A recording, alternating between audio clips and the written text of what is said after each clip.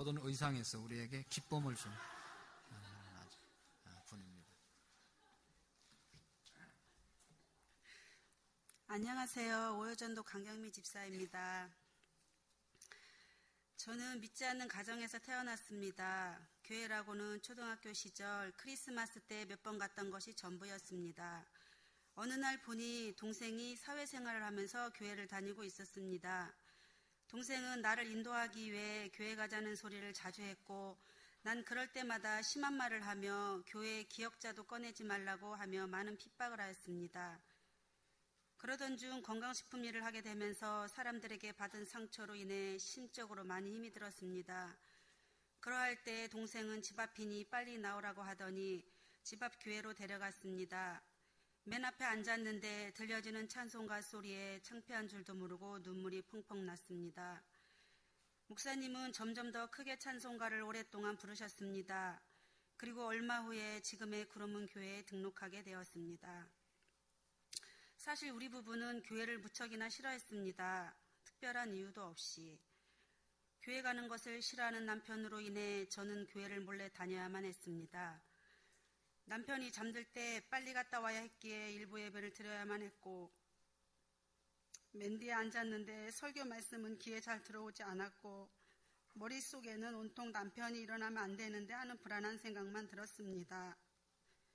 그 당시 구역장이 모 권사님이 하나님께 그냥 도와달라고만 기도하라는 말이 생각나 하나님, 남편을 예배가 끝나고 집에 갈 때까지 깨지 않고 푹 자게 해주세요가 기도 제목이었습니다. 그러던 중 남편은 치킨집을 하고 싶다고 해서 장사를 시작했고 저는 예배 시간도 3부 예배를 드리기 시작했습니다.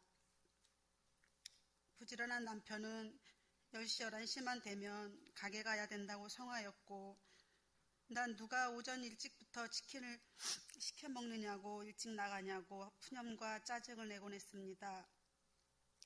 사실 나의 속마음은 남편이 일찍 나가도 상관은 없는데 주일날 교회에 못 갈까봐 그것이 걱정이었던 것이었습니다. 저는 주일이면 고객 만나러 가는 것처럼 하고 3부 예배를 드리곤 했습니다. 남편이 자꾸 늦게 오는 제가 못마땅해서 짜증을 내니 말다툼이 잦아졌고 그럴 때마다 내가 하는 일을 이해 못하는 남편이 믿고 장사는 왜 했나 하는 생각에 야속하기만 해 눈물만 났습니다. 손님을 대하는 입장이라 화가 난 얼굴로 장사를 할 수가 없어서 그럴 때마다 화장실 가서 남편을 미워하는 마음을 없게 해달라고 기도를 했습니다. 그럴 때마다 신기하게도 거짓말처럼 미운 마음이 사라졌고 장사 때문에 저는 더 이상 교회에 갈 수가 없게 되었습니다. 다행인 것은 아무것도 모르는 저는 구역 예배를 빠짐없이 드렸고 남편이 어디 갔다 왔냐고 물으면 친구 만나고 왔다고 거짓말을 하였습니다.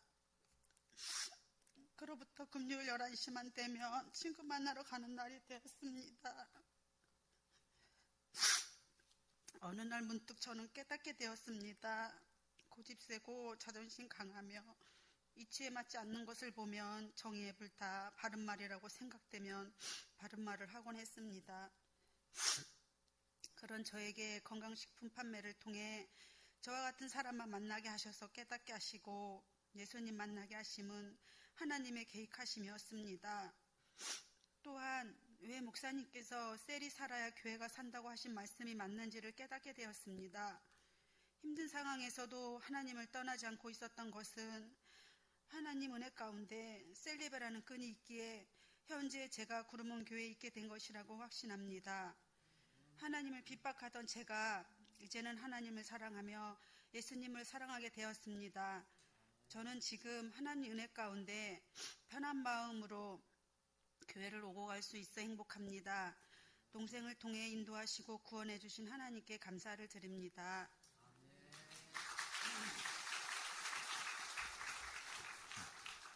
대단히 감사합니다. 기도하겠습니다. 아름다운 찬양으로 하나님께 영광 돌리며 또 살아계신 하나님, 또 우리에게 응답해 주시는 하나님, 우리를 도우시는 하나님을 간정하게 하심을 감사합니다. 찬양대원들, 간정한 집사님, 또 간정을 듣고 함께 하나님께 영광 돌리는 우리 모두에게 하나님의 살아계심과 역사하심을 날마다 체험하며 하나님을 높여드리기에 부족함이 없도록 도와주옵소서. 이 시간도 성령의 조명하심으로 말씀을 더 깊이 잘 깨달을 수 있는 은혜를 우리에게 허락해 주옵소서. 마음의 아픔과 여러 가지 하나님 복잡한 마음들 다 내려놓게 하시고 하나님의 말씀을 받을 수 있는 옥토의 마음이 되게 해 주옵소서. 예수님의 이름으로 감사하며 기도하옵나이다. 아멘. 할렐루야.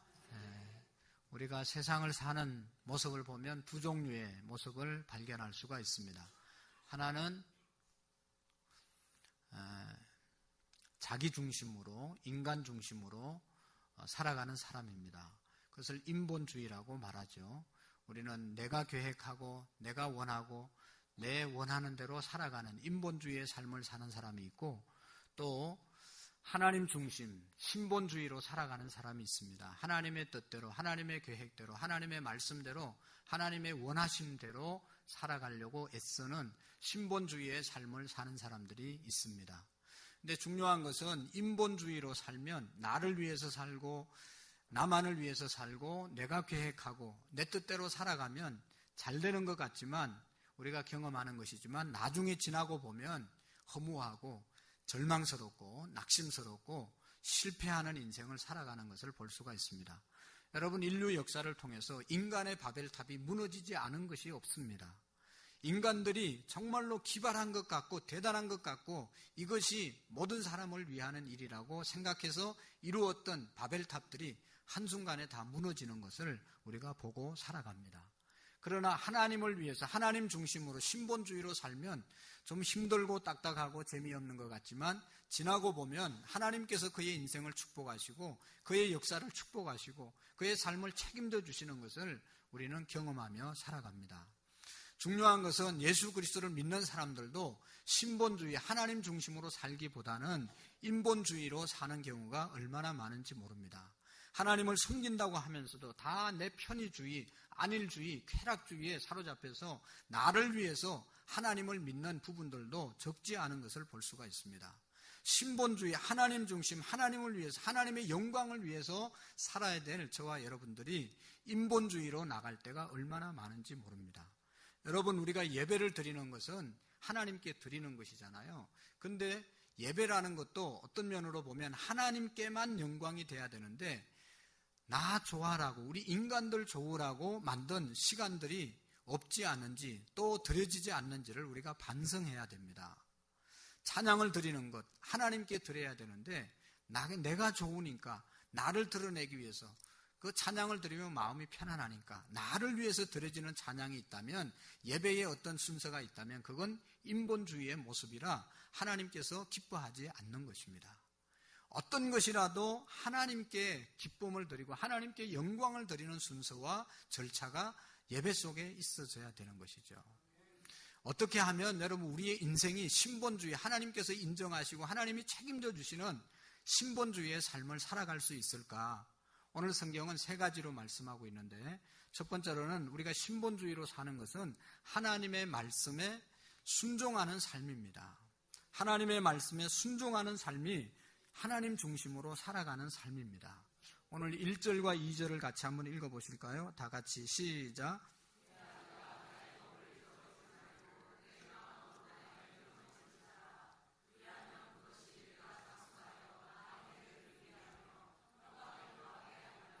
아멘.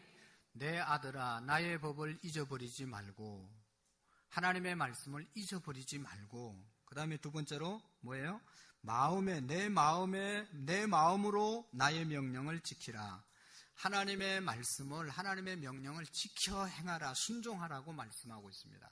두 가지를 우리가 생각할 수 있는데 잊어버리면 안 됩니다. 하나님의 말씀을 실천하기 위해서는, 순종하기 위해서는 잊어버리지 말라 말씀합니다. 제가 때때로 우리 교육자들에게 또 우리 성도님들에게 뭐 부탁할 것이 있습니다. 집사님 이것 좀 해주세요, 저것 좀 해주세요, 또 이렇게 하세요, 저렇게 하세요 했는데 안 해놨습니다. 왜 안 했습니까? 잊어버렸는데요. 잘 잊어버립니다. 왜 잊어버립니까, 여러분? 왜 잊어버리세요? 나이가 많아서 잊어버립니까? 머리가 나빠서 잊어버립니까?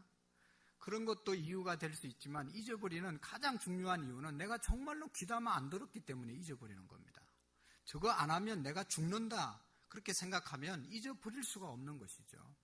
정말로 주위에서 듣고 삼가 듣고 저걸 내가 지켜야 된다고 생각하는 그런 마음으로 들으면 잊어버릴 수가 없습니다.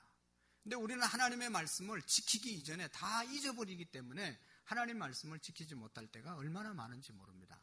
너무 귀담아 안 듣고 날마다 하는 소리로 듣기 때문에 우리가 순종하고 실천하지 못하고 하나님 중심으로 살지 못하는 경우가 많이 있습니다. 여러분, 우리가 하나님의 말씀을 우리가 귀담아 듣고 잊지 않기를 바랍니다.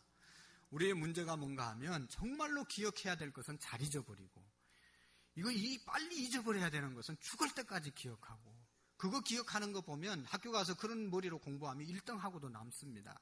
절대로 안 잊어버려요. 나한테 누가 돈 떼먹은 거 절대로 안 잊어버려요. 나에게 상처 준 말을 한 사람들 절대로 안 잊어버리고 나를 뒤에서 욕한 사람 절대로 잊어버리지 않고 나를 힘들게 했던 사람들은 죽을 때까지 기억하는 것, 이것은 여러분 잊어버려야 될 것입니다.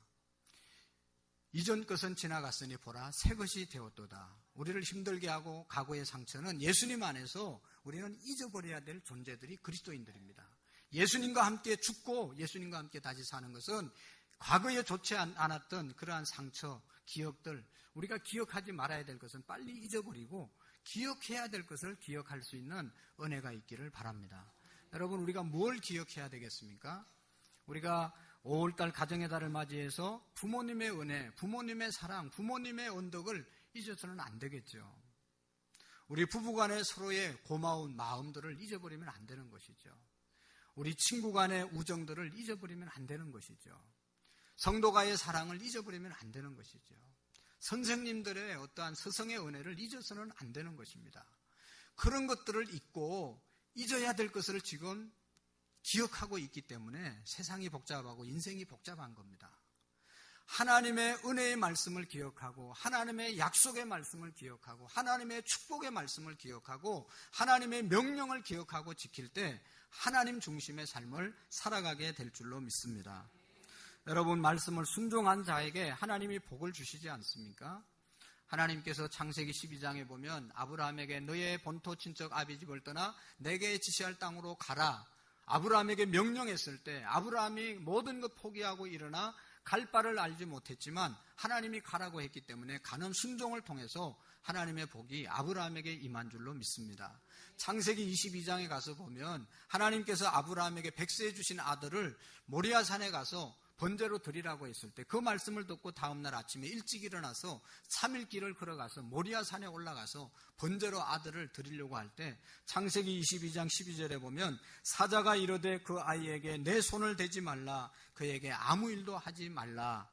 내가 내 아들 독자까지도 내게 아끼지 아니하였으니 내가 이제야 네가 하나님을 경외하는 줄을 알았노니. 할렐루야.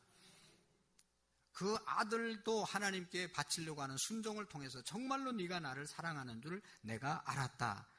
지금까지 여러 일들을 통해서 네가 나를 믿고 의지하는 줄 알았지만 정말로 마지막 그 가장 귀중한 아들까지 드리려고 하는 너의 마음, 너의 모습을 보고 네가 나를 사랑하는 줄로 알았다. 그러면서 창세기 22장 18절에 보면 또 내 씨로 말미암아 천하 만민이 복을 받으리니 이는 내가 나의 말을 준행하였음이니라. 천하 만민이 너의 후손을 통해서 복을 받을 것이다. 그 이유는 뭐예요? 나의 말을 준행하였음이니라. 하나님의 말씀을 준행했기 때문에 하나님께서 이런 복을 주신 줄로 믿습니다. 오늘도 나의 법을 잊어버리지 말고 하나님의 명령을 지키는 자에게 2절 말씀을 축복해 주고 있습니다. 2절의 말씀을 한번 읽어보실까요? 다 같이 시작. 그리하면 그것이 내게 장수하여 많은 해를 누리게 하며 평강을 더하게 하리라. 아멘. 하나님의 말씀을 지켜 준행하면, 그리하면 장수하고 또 한편은 뭐예요? 평강을 주시겠다. 할렐루야. 사람들이 오래 살려고 얼마나 발버둥 치고 애씁니까? 근데 하나님께서 생명을 장수하게 하셔야 장수할 줄로 믿습니다. 하나님의 말씀에 준행하는 자를 하나님께서 장수하게 하시고 또 평안을 주신다고 말씀하고 있습니다. 마음이 편안해야 우리가 장수할 수 있지 않겠습니까? 마음의 평안을 하나님이 주시는 은혜가 우리에게 있기를 바랍니다. 오늘날 현대인들의 마음은 언제나 불안합니다. 그 증거는 그래서 쉽게 분노하고 쉽게 미워하고 쉽게 절망하고 쉽게 낙심하고 이게 뭔가 하면 마음의 평안이 없어서 그런 겁니다. 하나님이 우리의 마음속에 평안을 주시면 어떤 어려움도 어떤 문제도 어떤 낙심된 일도 어떤 미워할 일도 주님이 주시는 평안이 있으면 다 우리가 커버하고 나갈 수 있게 되는 것입니다. 어떤 문제 다가오더라도 고통과 슬픔과 괴로움이 다가온다 하더라도 마음의 평안을 빼앗기지 않으면 이겨나갈 수 있는 것입니다. 그래서 나의 마음속에 늘 평안해 나의 마음이 늘 주님이 주시는 평안이 있기를 바랍니다. 그래서 3절의 말씀에 보면 인자와 진리가 내게서 떠나지 말게 하고 그것을 내 목에 매며 내 마음판에 새기라. 인자와 진리를 내게서 떠나지 말게 하고 하나님의 말씀을 마음판에 새기라고 말씀하고 있습니다. 우리가 주의 말씀을 지켜 행하기 위해서는 인자와 진리가 늘 우리와 함께 있어야 될 줄로 믿습니다. 인자와 진리가 뭡니까? 인자는 사랑과 자비의 마음이 인자입니다. 사랑과 자비를 실천하는 것이 인자입니다. 사랑은 보여주는 것이고 말로 하는 것이 아니라 실천하는 것이 사랑이죠. 그래서 인자와 진리는 말씀을 가르쳐 말씀을 지켜 성실하게 행하는 것, 이것이 인자와 진리로 살아가는 것입니다. 성실하게 사는 것이 인자와 진리를 지키면서 살아가는 삶인 것입니다. 여러분, 우리가 성공하는 사람들 그냥 성공하지 않죠. 남다른 성공한 사람들은 뭔가 여러 가지 성공의 요소가 있는 것을 우리가 압니다. 그 중에 하나는 성실이죠. 성실로 너의 식물을 먹어라. 성실하게 일할 때 하나님께서 축복하시고 또 사랑을 베푸는 삶을 살 때 존경받는 삶을 사는 것입니다. 아무나 성공하고 아무렇게나 살아도 존경받고 성공하는 것이 아닙니다. 우리가 인자와 진리를 따라서 살아갈 때 성공할 뿐만 아니라 존경하는 인생으로 살아가게 될 줄로 믿습니다. 그래서 보면 4절에 그렇게 말하지 않습니까? 그리하면 내 하나님과 사람 앞에서 은총과 기중이 여김을 받으리라. 우리가 인자와 진리를 따라 살아갈 때 사람들과 하나님 앞에서 은총과 기중이 여김을 받게 될 것입니다. 사람에게 인정받고 하나님께 높임받는 삶이 바로 성공적인 인생인 줄로 믿습니다. 뉴욕의 아동들의 아버지라고 불리우는 이 빌 윌슨이라고 하는 목사님이 계십니다. 빌 윌슨이라고 하는 목사님은 이 세계에서 가장 많은 아동들을 가르치는 목회자로 우리에게 알려지고 있습니다. 미국 뉴욕에서만도 2만 명 이상을 200곳 이상에서 이렇게 가르치는 사역을 하고 세계에 흩어져 있는 그러한 어린아이들을 10만 명 이상을 돌보는 그런 목사님인데 이분이 이 일을 하게 된 동기가 있는데 이분의 아버지는 일찍부터 집을 나갔습니다. 그래서 어머니가 집을 돌보는데 어머니가 힘들으니까 술을 먹다가 알코올 중독자가 되었습니다. 어느 날은 이 아들을 데리고 이제 길을 떠났다가 아이에게 이야기합니다. 너 여기 기다리라. 그러면 내가 조금 있다가 와서 데려갈 것이다. 거기 놓고 엄마가 갔는데 하루 종일 기다려도 엄마가 안 오는 겁니다. 그 다음 날도 이튿날도 기다려도 안 오는 겁니다. 아이가 울고불고 엄마를 찾고 다녀도 3일이 돼도 오지 않습니다. 이 아이가 깨달았습니다. 아, 엄마가 나를 버렸구나. 그리고 더 슬프게 울고 있는데 그때 어떤 한 아저씨가 이 아이를 데리고 교회로 왔습니다.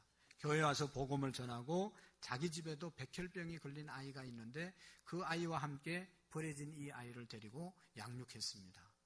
교회를 다니고 하나님 말씀대로 성장했습니다. 잘 살아서 신학교를 가서 목사가 되었습니다.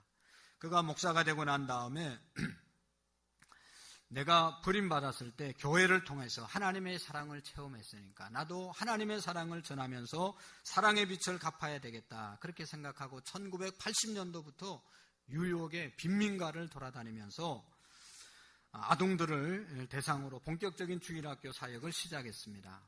자신처럼 알코올과 마약에 중독된 부모 밑에서 폭력과 또 여러 가지 괴롭힘을 당하면서 극심한 가난과 폭력 가운데 자라는 아이들을 데리고 와서 복음, 예수님을 전거하는 그런 일을 했습니다. 차를 태워와가지고 아이들을 모아놓고 복음을 전거했습니다. 퀴즈 같은 것을 내고 복음을 전거해서 수많은 아이들이 흥미를 갖고 모여들게 되었다는 것입니다. 그래서 이 사람이 사역을 하는데 많은 위험이 따랐습니다. 왜냐하면 빈민가에서 이렇게 사역을 했기 때문에 그냥 총도 21번이나 맞아서 어떤 사람은 부목사 중에 한 사람은 죽은 사람도 있고 날마다 강도를 만나고 또 폭력을 당하고 결국은 벽돌로 이 얼굴을 맞아서 오른쪽 눈이 실명되는 그런 일을 경험했습니다. 그래도 이분은 자기처럼 그렇게 버려지고 힘들게 자란 아이들을 내가 돌봐야 되겠다는 그런 하나님의 부르심 속에 그 일을 감당하게 되었습니다. 뉴욕에서만 2만 명 이상의 주일학교 학생들을 사역하고 있고 루마니아, 남아프리카 공화국, 케냐, 인도, 필리핀, 빈민가 전 지역에 전 세계 10만 명 이상의 아이들을 대상으로 수백 명의 사역자들과 함께 사역을 하고 있습니다. 이 목사님은 이렇게 고백했습니다. 주님의 말씀과 희망의 메시지를 전하는 곳이 있다면 나는 어디든지 갈 준비가 되어 있습니다. 뿐만 아니라 저는 지금도 한 어린아이에게 예수님 복음을 전하는 일이라면 윤리와 도덕이 허락하는 한 어떤 일이라도 내가 해서 그들에게 복음을 전하겠습니다. 이런 이야기를 했습니다. 여러분, 이런 사역을 한 이 목사님이 어떻게 이 일을 하게 되었습니까? 하나님의 말씀을 믿고 순종해서 그의 삶이 헌신하겠다고 결심했기 때문에 일어나는 일이었습니다. 얼마나 여러분 귀한 일입니까? 저는 오늘 우리 모든 성도님들이 하나님께서 원하시고 하나님께서 아파하시고 하나님께서 관심을 갖는 그 일에 그 말씀에 우리도 집중해서 순종할 수 있는 은혜가 있기를 원합니다. 그럴 때 하나님께서 우리를 책임져 주시고 신본주의의 삶을 살아가게 되는 것이죠. 두 번째로 우리가 하나님 중심 신본주의로 살아간다는 것은 하나님을 신뢰하는 것입니다. 하나님을 의지하는 것이고 하나님께 맡기는 것이 바로 신본주의의 삶인 것입니다. 신뢰라는 말은 전폭적으로 믿고 의지한다는 말입니다. 우리가 무엇을 믿고 무엇을 의지해야 되겠습니까? 우주 만물을 창조하시고 다스리시고 승리하시는 하나님을 믿고 하나님을 의지하고 살아가야 될 줄로 믿습니다. 오늘 본문 말씀 5절을 같이 한번 보실까요? 5절 시작. 너는 마음을 다하여 아멘. 마음을 다하여 여호와를 신뢰하고 누구를 신뢰하고 여호와를 신뢰하고 내 명철을 의지하지 말라. 우리의 생각과 우리의 뜻과 우리의 계획을 의지하지 말고 전능하신 하나님을 의지하라고 말씀하고 있습니다. 여러분, 우리가 많이 상처받았다고 이야기하는데 그 상처가 어디에서 오는 겁니까? 하나님을 신뢰하고 하나님을 의지하지 않고 사람을 신뢰하고 사람을 의지하다가 상처받아 넘어진 사람들이 얼마나 많은지 모릅니다. 우리가 남편, 부모님, 또 친구들, 훌륭한 스승들 존경해야 되고 사랑해야 되고 돌보고 섬김의 대상이지 그분들을 믿고 신뢰할 수 있는 대상은 절대로 아닙니다. 아무리 내게 잘해준다 하더라도 여러분 그분을 믿으면 우리는 상처받는 것이죠. 그분을 존경하고 그분을 사랑하고 그분을 섬기는 것은 우리가 해야 되지만 그분을 하나님처럼 믿고 따른다고 하는 것은 이거는 실망할 수밖에 없고 실패할 수밖에 없고 우리가 상처받을 수밖에 없는 일입니다. 우리가 마지막까지 섬기고 마지막까지 우리가 믿고 의지해야 될 분은 하나님인 줄로 믿습니다. 여러분, 모세가 120년 동안 살았지 않습니까? 이 모세의 생애가 120년인데 40년, 40년, 40년 이렇게 세 부분으로 모세의 생애를 나누지 않습니까? 첫 번째 40세까지는 모세가 바로의 왕궁에서 자랐습니다. 바로의 왕궁에서 자라면서 자기를 드러내고 자기의 힘으로 모든 것을 할 수 있다고 생각하고 자기가 모든 일을 했던 그때가 바로 40세였습니다. 그래서 바로의 왕궁에서 이제 바로의 2세가 되어서 40세 얼마나 혈기가 왕성합니까? 그때 이제 내가 뭔가를 하겠다고 들고 나왔을 때 애굽 사람 하나 쳐 죽이는 살인자가 되고 하나님께 쓰임받지 못하고 미디안 광야로 도망칠 수밖에 없는 도망자 신세가 될 수밖에 없었습니다. 내가 할 수 있고 내가 뭘 하겠다고 자기를 드러냈을 때는 하나님 앞에 쓰임받지 못했습니다. 미디안 광야에 쫓겨가서 40년 동안 뭐 했습니까? 장인의 양을 치면서 그가 했었던 것은 자기 자신이 무너지는 겁니다. 40년 동안 자기로 충만해 있던 그 마음이 40년 동안 부서지는 겁니다. 오늘 하나님 앞에 쓰임 받는 사람들은 하나님 앞에서 나는 아무것도 할 수 없는 존재입니다. 자기 자신이 부서진 사람을 하나님이 쓰시는 줄로 믿습니다.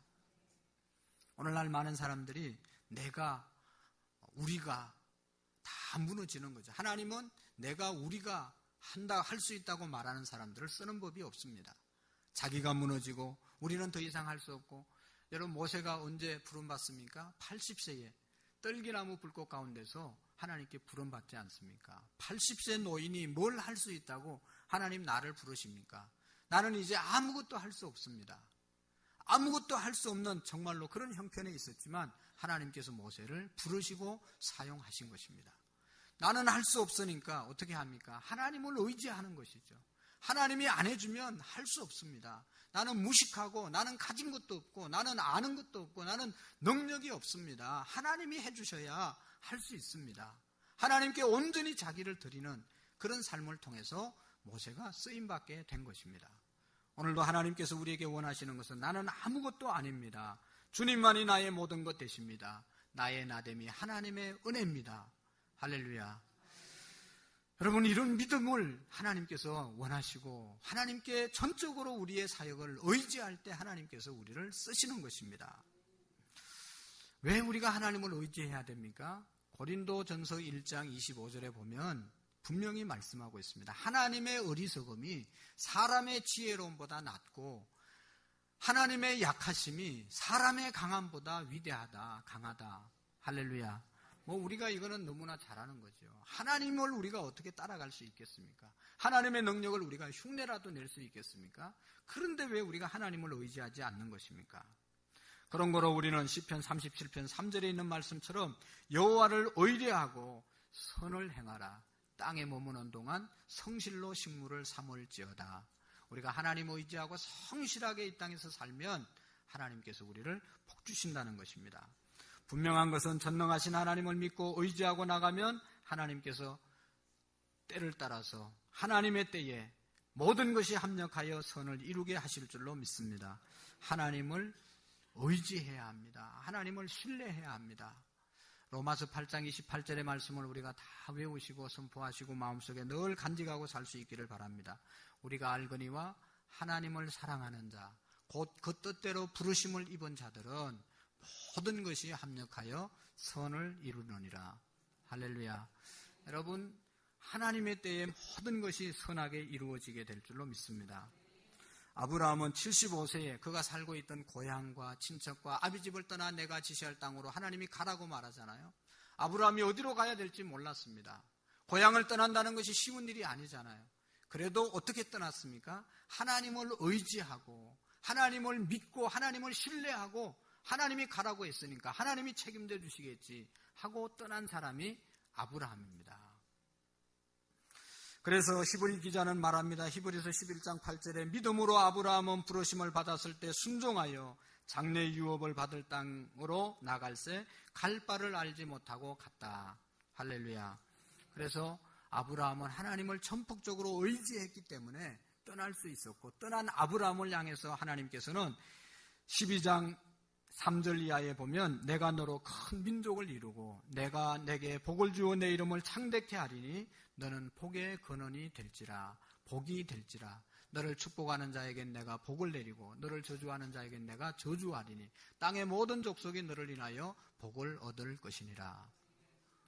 여러분, 아브라함에게만 주신 약속이 아니고 예수님을 믿는 오늘 저와 여러분들에게 주신 말씀입니다. 하나님의 말씀을 아브라함처럼 믿고 의지하고 하나님을 의지하고 나가는 자에게 이런 복의 근원되는 은혜를 주시겠다고 말씀하고 있는 것입니다. 주님께 맡기시기를 바랍니다. 주님을 의지할 수 있기를 바랍니다. 그럴 때 하나님께서는 때가 되면 다 이루어 주십니다. 여러분, 시편 37편 5절에 내 길을 여호와께 맡기라. 내 길을 여호와께 맡기라. 그를 의지하면 그가 이루시고 하나님이 이루어 주신다고 말씀하고 있습니다. 하나님께 맡기는 은혜가 있기를 바랍니다. 목욕탕에 가면 주인에게 맡기지 않은 기증품은 책임지지 않습니다. 여러분, 하나님께 맡기지 않는 우리의 인생 하나님이 책임져 주지 않습니다. 하나님께 맡기고 돌아가는 은혜가 있기를 바랍니다. 그래서 이제 우리는 시편 기자가 노래했던 것처럼 찬양해야 합니다. 나의 힘이 되신 여호와여, 내가 주를 사랑하나이다. 오직 주님을 사랑하는 우리의 마음이 될 수 있기를 바랍니다. 그리고 신본주의로 살아가는 신앙 하나는 하나님을 인정하는 겁니다. 모든 일에 하나님을 인정하는 것입니다. 말씀을 믿고 잊어버리지 않고 순종할 뿐만 아니라 하나님을 의지하고 신뢰할 뿐만 아니라 하나님을 시시때때로 모든 사건 속에서 하나님의 승리를 인정하는 것이, 범사에 하나님을 인정하는 것이 하나님 중심으로 살아가는 신앙입니다. 여러분 보십시오. 6절의 말씀을 보실까요? 시작. 너는 범사에 그를 인정하라. 그리하면 내 길을 지도하시리라. 아멘. 범사의 모든 일에 하나님을 인정하라. 할렐루야. 우리가 살다 보면 좋은 일이 있을 때가 있습니다. 사업이 잘 될 때가 있습니다. 직장에서 인정받을 때가 있고 잘 나갈 때가 있습니다. 자녀들이 잘 나갈 때가 있습니다. 기도하면 응답될 때가 있습니다. 그럴 때는 하나님을 인정하고 하나님이 하셨구나 감사의 힘을 드리고 하나님 높여드리고 간증도 합니다. 그러나 여러분, 범사에 하나님을 인정하라고 말씀했습니다. 기도해도 응답되지 않는 것 같고 사업이 계속 어려워지고 직장이 계속 어려워지고 자녀들이 계속 속을 썩이고 어느 모르는 지역에 가서 어디로 가야 길이 있는지 알지 못하는, 길을 찾지 못하는 그러한 상황 속에서도 하나님이 인도하신다. 하나님이 역사하신다. 하나님이 지금도 섭리하고 살아계신다는 것을 인정하라는 것입니다. 현대인들의 불가사의 믿을 수 없는 사실, 장가간 아들을 내 편 만드는 것, 부모님 편 만드는 것은 불가능하다는 겁니다. 뿐만 아니라 여러분도 쭉쭉쭉쭉 내려가서 우리 그리스도인들에게 있어서는 힘들고 어려울 때, 일이 안 될 때 하나님 믿는 것, 일이 잘 안 되는데 하나님이 살아계신다라고 하는 사실을 믿는 사람들이 너무너무 적다는 거예요. 잘 될 때는 하나님 다 인정하고 하나님 찬양하고 하나님 앞에 나오는데 힘들어지면 하나님을 인정하지 않는다는 것입니다. 그러나 여러분, 그때도 하나님이 함께 하십니다. 그래도 하나님이 나를 붙들어 주십니다. 그때도 하나님이 나의 손을 인도해 주심을 믿으시기를 바랍니다. 여러분, 욥기 23장 8절 말씀부터 쭉 보면 욥이 이런 이야기를 합니다. 그런데 내가 앞으로 가도 그가 아니 계시고 뒤로 가도 보이지 아니하며 그가 왼쪽에서 일하시나 내가 만날 수 없고 그가 오른쪽으로 돌이키나 배울 수 없구나. 하나님이 안 보인다는 겁니다. 옆에 있는 것 같은데 하나님이 안 보인다는. 그러나 그는 23장 10절에 이렇게 고백합니다. 그러나 내가 가는 길을 그가 아시나니 그가 나를 단련하신 후에 내가 순금같이 나오리라. 할렐루야. 지금 내가 연단을 받고 있지만, 지금 내가 고통을 받고 있지만, 지금 내 재산이 다 날아갔지만, 지금 8 아들이, 자녀들이 다 죽었지만, 자기 부인이 자기를 배신하고 도망갔지만, 하나 남은 자기의 건강까지도 다 무너지고 지금 제위에서 계약장으로 자기 몸을 걸고 있지만, 그래도 이 시간 지나고 나면 하나님께서 나를 순금같이 사용해 주실 것이다. 이것을 믿고 고백한 사람이 욥인 줄로 믿습니다. 시편 37편 34절의 말씀에 보면 여호와께서 사람의 걸음을 정하시고 그 길을 기뻐하시나니 그는 넘어지나 아주 엎드러지지 아니하고. 여러분, 우리가 하나님 믿으면서 걸어갈 때 넘어질 때가 있지 않습니까? 그래도 하나님께서 아주 엎드러지지 않도록 우리를 붙잡아 주시고 도와주심을 믿으시기를 바랍니다. 현재 고난은 장차 나타날 영광과 좋게 비교할 수 없다고 사도 바울은 로마서 8장 18절에 말씀하면서 그가 당한 고난을 하나님 나라 갈 때 하나님께서 보상해 주실 때는 내가 예수님 믿는 것 때문에 당하는 고난은 아무것도 아니라고 고백하고 선포했던 것을 볼 수가 있습니다. 여러분, 더 테너라고 하는 그런 영화가 있잖아요. 크리스찬 성악가 배재철 선생님의 일대기를 이제 실화를 그린 그러한 영화입니다. 여러분, 이 배재철 선생님은 한양대학교 실기를 수석으로 졸업한 사람이고 베르니 국립음악대학에서 수석 졸업을 했습니다. 그리고 국제 콩쿠르에서 수차례 입상을 하고 화려한 경력을 가진 아시아에 100년 만에 한번 나올까 말까 한 그러한 목소리를 가진 사람이라고 극찬하는 사람입니다. 유럽 전 세계를 다니면서 오페라 주연으로 얼마나 명성을 떨치는지 모릅니다. 그런데 2005년에 갑자기 목이 아파서 병원에 갔는데 의사가 갑상선 암이라는 진단을 내렸습니다. 그리고 수술을 했는데 오른쪽 성대, 신경과 또 왼쪽 회경막, 신경까지 다 절단을 했습니다. 수술 받고 나오는데 의사가 이야기합니다. 당신은 이제 앞으로 노래를 하지 못합니다. 그런 이야기를 했습니다. 여러분, 노래로 이 목소리로 세계의 명성을 떨친 사람에게 이제 다시는 노래를 못한다고 하니까 그 절망감이 얼마나 크겠습니까? 그럼 병상에 누워서 생각했습니다. 내가 가장 행복했을 때가 언제인가? 생각해 보니까 그래도 자그마한 교회에서 성가대에서 찬양하면서 하나님을 찬송했을 때가 가장 행복했을 때인 것이 생각났습니다. 우리 다 그렇죠? 네, 이때가 지금 좋은 겁니다. 잘 나가가지고 이름이 높아져서 어디 돌아다니다 보면 언젠가는 이런 날이 오는 것이죠. 아무리 우리가 성가를 잘하고 출세해도 찬양의 자리를 지켜야 될 것 같습니다. 여러분, 자기에게 이런 고난이 다가왔구나 생각하면서 눈물로 회개하면서 하나님께 나를 고쳐주시면, 우리가 늘 얘기하는 거죠. 나를 고쳐주시고 이번에 회복시켜 주시면 이제는 하나님만을 노래하겠습니다. 철저하게 회개하고 하나님께 간구했습니다. 그런데 그가 하나님의 은혜를 입어서 2006년도에 4월에 그를 아끼던 일본의 매니저 와지만 토타로라고 하는 사람의 도움과 일본 팬들의 도움을 받아서 성대 복원 수술을 하게 되었습니다. 수술 받기 위해서 수술실에 들어가기 전에 하나님께 기도했습니다. 이분이 하나님 이번에 꼭 고쳐주시면 이제는 정말로 하나님 찬양하는 삶을 살겠습니다. 그리고 수술을 받으러 들어가서 수술하고 나왔는데 의사가 한번 노래해보라고, 그러니까 이 배재철 선생님이 주 하나님 지으신 모든 세계, 그 찬양을 제일 먼저 불렀다는 것입니다. 할렐루야. 그리고 2년 동안 피눈물 나는 재활훈련 끝에 무대에 복귀해서 수술받는 과정, 재활하는 과정, 이런 것을 담은 다큐멘터리로 이제 촬영을 해서 일본 NH 방송국에 방송을 했는데 그 방송을 보고 일본 사람들이, 많은 사람들이 하나님을, 예수님을 믿게 되었다는 것입니다. 그리고 그의 일본인 매니저였던 이 와지만 토타르라고 하는 사람도 당신이 믿는 하나님을 나도 믿어야 되겠다. 왜냐하면 성악가에 있어서 이 성악을 못하게 되는 그런 절망적인 상황 속에서도 당신은 절망하지 아니하고 그렇게 다시 일어난 거 보니까 하나님을 믿었기 때문이다. 나도 당신이 믿는 하나님을 믿어야 되겠다. 그렇게 하면서 하나님을 믿게 되었다는 것입니다.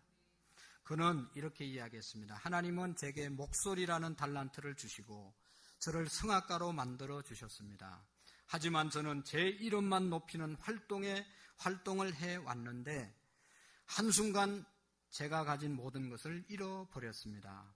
대신 하나님께서 내가 너에게 목소리를 준 것은 내가 찬양을 받기 위함이다 라고 하는 사실을 깨닫게 해 주셨습니다.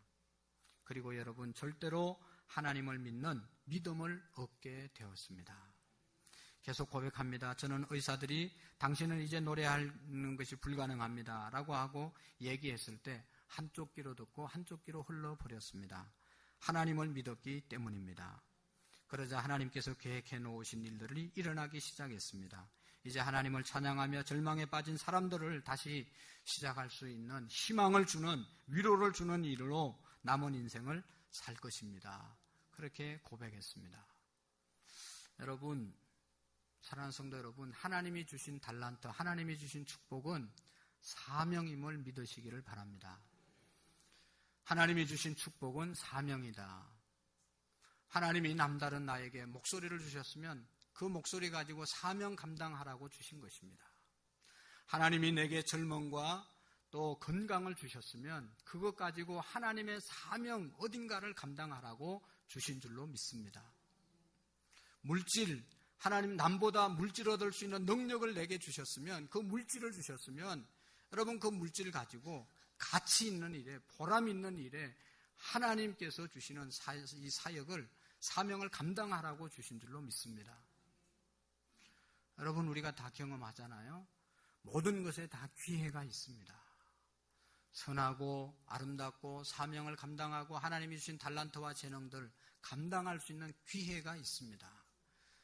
날마다 할 수 있는 것이 아니라 메뚜기도 한철이라고 한철인 겁니다. 할 수 있을 때 잘할 수 있는 저와 여러분들이 되기를 원합니다. 이 배재철 선생님만 그렇습니까? 얼마나 많은 사람들이 나중에 하겠다고 하나님께 이야기하고 지나고 난 다음에 울고불고 하는 사람들이 한두 사람입니까? 저는 우리 교회를 목회하면서 수많은 사람들을 만났습니다. 목사님 다음에 제가 한번 이렇게 하겠습니다. 그런 사람은 지금 어디 갔는지 한 사람도 없습니다. 지금 하셔야 되는 겁니다. 여러분 하나님께서 주신 기회들 우리가 잘 선용할 수 있기를 바랍니다. 우리 교회는 헌당을 위해서 지금 우리 온 성도님들 열심히 기도하고 계시고 또 기도해 주셔서 얼마나 감사한지 모르겠습니다. 계속 기도하시고 여러분 정직하게 내가 정말로 신앙인이라면 하나님의 일에 사역을, 이 사명을 감당하는 그러한 용기가 우리에게 있기를 원합니다. 하나님께 기도하십시오. 하나님, 내가 하나님이 주신 재능 하나님께 드리기를 원합니다. 하나님께 쓰임받기를 원합니다. 축복을 사명으로 감당하는 저와 여러분들이 되기를 원합니다. 아무쪼록 우리 온 성도님들이 하나님의 말씀을 잊어버리지 않고 순종하고 하나님을 아브라함처럼 의지하고 또 하나님을 좋은 일이나 또 어려운 일일 때도 하나님이 섭리하시고 역사하시고 인도하신다는 것을 여러분 인정하는 저와 여러분들이 되기를 원합니다. 기도하시겠습니다. 하나님 아버지 감사합니다. 우리 모두가 하나님을 인정하기를 원합니다. 하나님을 의지하기를 원합니다. 하나님께 순종하기를 원합니다. 하나님 도우시고 인도해 주옵소서. 예수님의 이름으로 감사하며 축복하며 기도하옵나이다. 아멘.